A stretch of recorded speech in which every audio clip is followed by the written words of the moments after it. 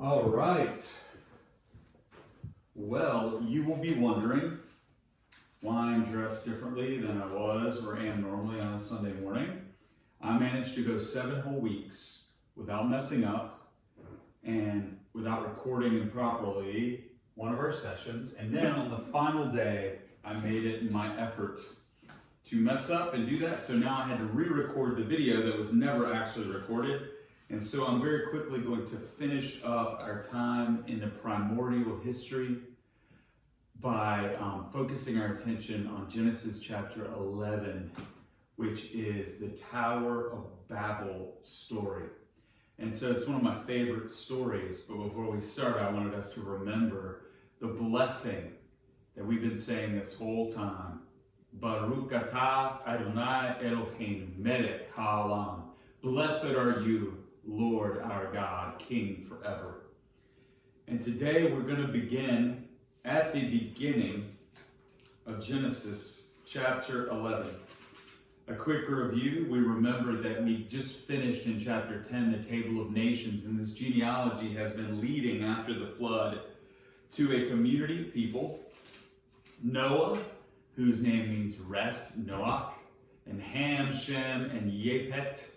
And then we see their lineage developing, and we got introduced to this incredible concept called covenant, barit in Hebrew. And Noah had been invited in that, especially at the beginning of chapter 9, verse 1.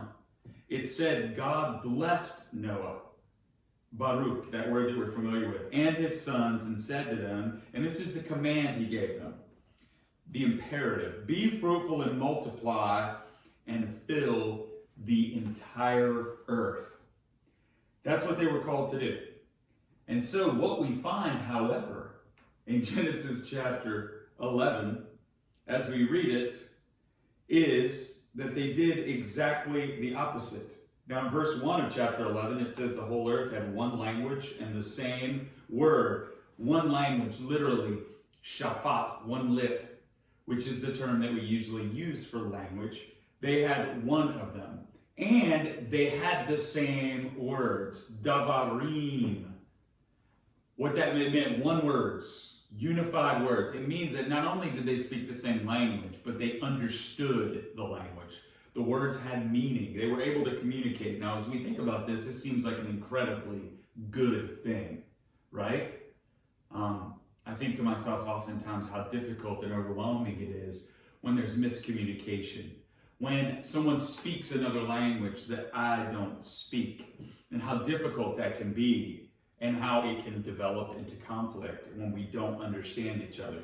So at first, this first verse of chapter 11 sounds like an incredible reality. But as we move closer, we start to realize what happens with us when we do not obey the imperative of God. And remember, his imperative, and this seems like it should be a pretty easy imperative, be fruitful, multiply, and then fill the earth. Spread out, move to this crazy creation that has been unwatered. This creation that I decreated, and now I have once again separated out all of these elements, and I've invited you into it. And as the people migrated from the east, they found a plain in the land of Shinar and settled there. Now, something I want to notify today is this understanding of a theology of direction. So first of all, this migrated from the east. East Kedem, there's the word up there, is in many ways a code word. Also in Hebrew it means beforehand, the old things, the other things like that. And I want us to realize that in Hebrew, encoded into the very language, is a directionality that relates to theological concerns. So Kedem, you will remember, earlier in Genesis, you will remember that where were they put after they had disobeyed and eaten from the fruit of the knowledge of good and evil? They were put out east of Eden. All right. East is that directionality oftentimes that is the result of our sin, our brokenness, other things. So when the code word Kedem shows up, it's a word for us that probably not where they're supposed to be. probably inherent, inchoate in all of that, is this understanding that there's a disobedience or brokenness or something else that's inherent in that situation. But that makes sense to us because they are in the plain of the land of Shinar. And in the book of Nations, chapter 10, we understand that Shinar is this great place where cities have been built, where there was somebody who was famous, Nimrod, the hunter, who, as far as we can tell from the understanding, is he's being touted as some sort of incredible leader / tyrant who brought up all these things. But what we know is this land is located between two rivers, probably the Tigris and Euphrates River, a place that is known generally from sociological and even archaeological standpoints as the cradle of civilization. And so, land is great. One, it's a plain. It's flat, which means it's great for building. It's also between two rivers, which means the silt and the other things that come through the flow of the river are going to enrich that land. It's going to be great for growing crops and doing all manner. You've got water that's readily available. It's fresh and good. So here's what's interesting. They go, and instead of migrating to the ends of the earth, they migrate to this really comfortable place, and they start to stay there. Once again, this directionality. Everything sounds great about it, but you have this term east, which gives us a hint that there's something wrong with it. In a similar fashion, we're going to see another word that's going to be introduced, and I want to it's called yarad. Now, in Hebrew, whenever you're moving towards, for instance, the word for the sacrifices, the burnt offerings that go up, that we turn into smoke, we call those the olah offerings. We have in Psalms 120 through 134, there's a set of songs called the songs of ascent, the songs of going up. And in Hebrew, going up is always code word for going into the presence of God, going towards Him. Matter of fact, when you go to Jerusalem, and that's what the Psalms of Ascent, the songs of ascent are meant to say. You sing these as we go up to Jerusalem to honor God, to go to festival, to do all these other things. And so, but there's a counter word too. Yarah, to go down. That means away from God's presence, down. It's not so much about an elevation as it is about a way that we live and a movement either towards or away from God. Matter of fact, when you leave Jerusalem, it doesn't matter where you're going and the elevation of the place that you're going. If you're leaving Jerusalem, you're always going down. So we went down from Jerusalem to Jericho. If you were going from Jericho to Jerusalem, you said, I went up to Jerusalem. So I wanted you to understand that built into the very language is this understanding of a theology of direction. And know that we mean the same things. So, they have settled in Shinar, and they said to one another, each one to his companion, come, let us make bricks and burn them thoroughly. And they had brick for stone and bitumen for mortar. All right, you might recognize some of this language. Come, let us. If you go back to the first chapter of Genesis, verse 26, you have the God of the universe saying, let us make man. So as you can see, whether you caught on to this or not, they are going far beyond this understanding of bearing witness to the image of God, as much as identifying themselves as God. And so they say, instead of let us go and do what God has commanded us, they say, let us make bricks and burn them. They participate in the development of new technologies. Now, is God anti-technology? The answer to that question is no. But He's anti the way humanity seems to use technologies. And how do they use it? In verse 4, then they said, come, let us build ourselves a city and a tower with its top in the heavens. And let us make a name for ourselves, lest we be dispersed all over the face of the earth. Well, they make it very clear what they want to use this technology for. They want to build cities. They want to build a tower. And I know we think it a very small thing. Bricks. knowing how to use mortar to connect the bricks in a way that's going to hold them together. But the interesting thing is this was an incredible technology that allowed humans to live in highly concentrated areas because they have the capacity to build up for living situations. But that wasn't sufficient.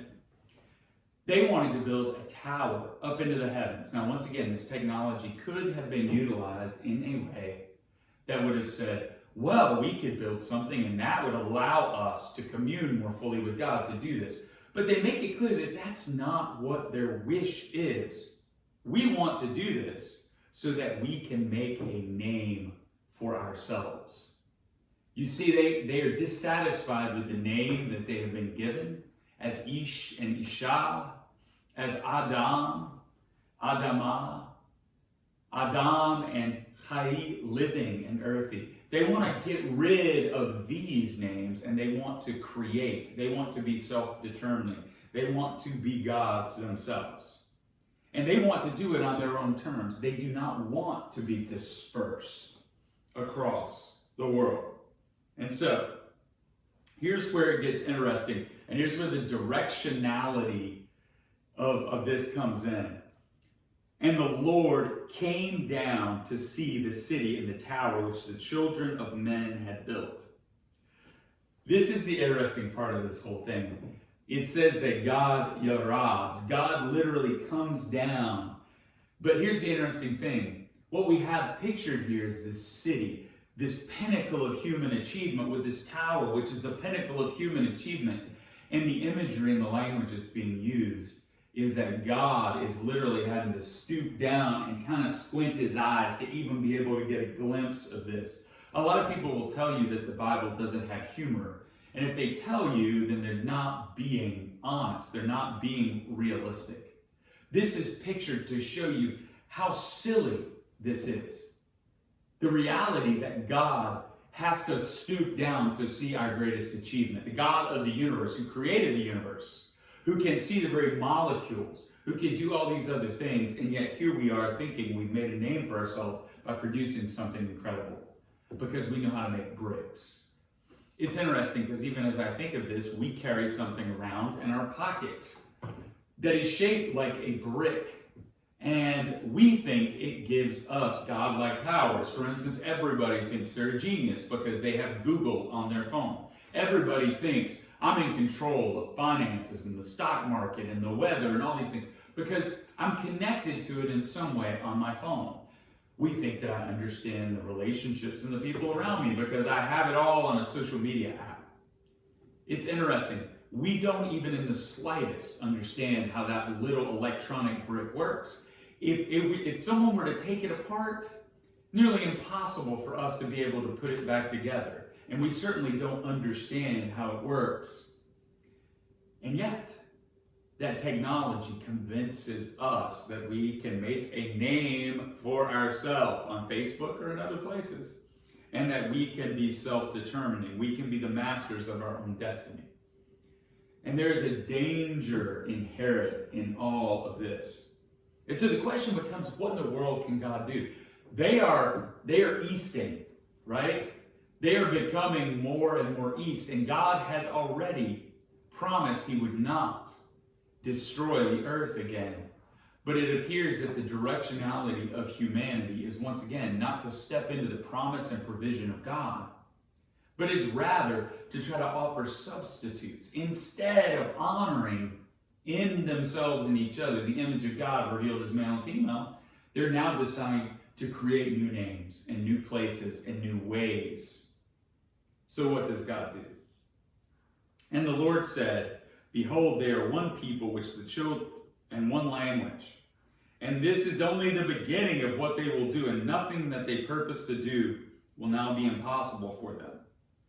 So once again, what is this saying? Is this saying God was afraid of humanity? Oh my gosh, they're really getting it together, and this is going to be difficult and overwhelming and scary. No, God is not in the slightest. But God loves humanity. If he's afraid of anything, and by the way, it's not saying humanity can do anything. What it's saying here is that the possibility of humanity doing greater and greater and greater evil is within the reach. Because I would like to tell you that when we get together and we're speaking the same language and doing the same thing, that our sin is mitigated. But we know from observation of our society that the opposite. When we come together and we are in total agreement and we are broken and sinful, our sin is not mitigated. It is compounded. Without the intervention of a God of mercy and grace our sin will be compounded. And who will be hurt most? Us, humanity. The greatest punishment of our sin are the results of the sin itself, and it lingers, and it impacts not only us, but all those around us. It is the miasma that I talked about in so many of these other sessions. So what does God do? What is his intervention? What is he going to do to keep covenant with a people who have stepped outside of covenant? They haven't done the very basic thing. Well, this is what's so interesting about that transcendent and immanent God that we've heard so much about, that sovereign. He becomes personal. He enters in. We said already that covenants are usually between two parties. But in the case of a covenant with God, it's between two parties, but one of the parties chooses to keep both sides of the covenant. So, in verse 7, what does he say? Come, let us go down there and confuse their language so that they may not understand one another's speech. We have again the come, let us. It's the let us of Genesis chapter 1. Once again, it said, let us make man in our own image, male and female. And what does it mean by us? It means this. It means either the Trinity having a conversation with itself, or more likely it means God speaking to what we call the divine council, the angels, the heavenly host, all those who've been gathered and associated with his kingdom. And in doing so, he invites them to be a part of that process. The same process he invites us in, but they have work to do. And then what does he do? It says is that he nabals their language. He confuses, literally, he makes it foolish and unintelligible and dumb. It doesn't mean they can't talk. They're talking. It just means that their languages are all mixed up and they can't understand each other. What's interesting is this term, nabal, is a term that's found all over the Bible, and it's usually associated with the term foolish. Matter of fact, David encounters a man named Nabal, and his name means foolish. And in the story, guess what? It turns out he's foolish. Matter of fact, David and his mighty men come to him and they seek a little bit of food and some hospitality. Instead, Nabal laughs him off. He has no idea who it is. He has no idea it's David. He has no idea that his men could wipe him out at any moment. But we do hear about his wife, Abigail, who eventually becomes David's wife. And what does she do? She goes out and she intercedes on behalf of her husband. Now she comes back, and the interesting thing, she tells Nabal, or stupid dude, she tells him who it was and the results. And you know what? Nabal ends up dropping dead because he's so overwhelmed. He's so overwhelmed by the fact that he had done this so foolishly, and he dies in the moment. They confuse. They make the languages confused. And these appear to be intelligible languages, but they don't understand what each of them are saying. They mix everything up. Now what's interesting is this term Babel, now we say Babel as well, and that's what we mean when people are saying something and we don't understand what we're doing. But this term too, obviously Babylon is another term, and so the name Babylon in its own language, something means like gateway to heaven. But it's interesting what the Jewish people, they kept the basic sound of it, but they added in the meaning of words in their own language. And so what they do is Babel, this understanding of confused language. Babel is the place of confused language, and that ultimately becomes the name of that place. And it's interesting because Babylon was a multinational empire that had people who spoke so many different languages that were a part of it, that I'm sure it became incredibly confusing. So the question I have in all of this is, what is God doing in this? Is this a punishment?